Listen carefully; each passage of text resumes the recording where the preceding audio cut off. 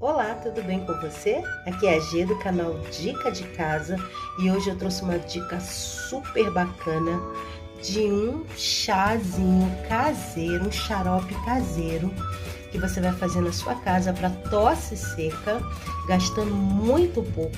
Agora, antes de começar, vai lá no nosso canal, se inscreva, ativa o sininho das notificações para que você possa participar aqui das dicas fenomenais que a gente vai trazer aqui no nosso canal, viu?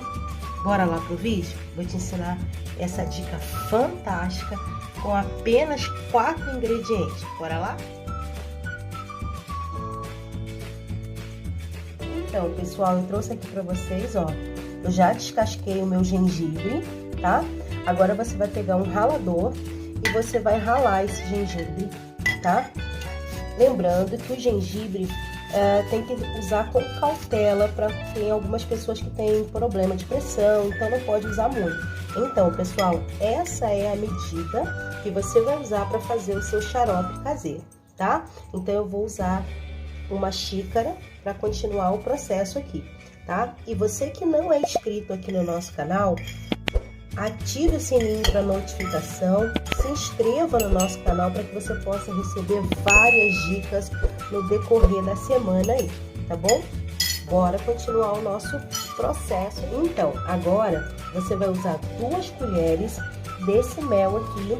Quanto mais concentrado o mel, melhor, para que o seu xarope possa ficar mais eficaz. Então, esse eu comprei no mercado, mas você pode estar comprando em lojas de produtos naturais, ok? Agora nós vamos acrescentar meia colher de chá de sal, que ajuda tanto para a tosse, quanto também para equilibrar e para que seu chá não fique muito doce. Agora nós vamos usar aqui meia xícara de chá de canela, que ajuda a aliviar aquela dorzinha chata na garganta.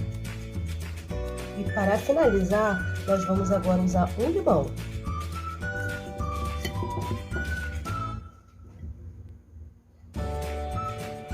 Se você não tiver esse espremedor de laranja, não tem problema. Você pode estar usando também, espremendo normalmente, tá? Que dá super certo.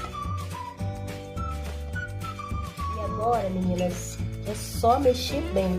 Então já tá pronta aí a nossa receitinha, o nosso xarope caseiro, tá? Deixa seu like aqui nesse vídeo, compartilha com seus amigos, com a sua mãe, com toda a parentela aí, com o pessoal todinho, para que eles possam estar fazendo esse xarope incrível, aproveitando aí que estão chegando, né, na época de inverno, embora você possa fazer ele pro ano todo, viu?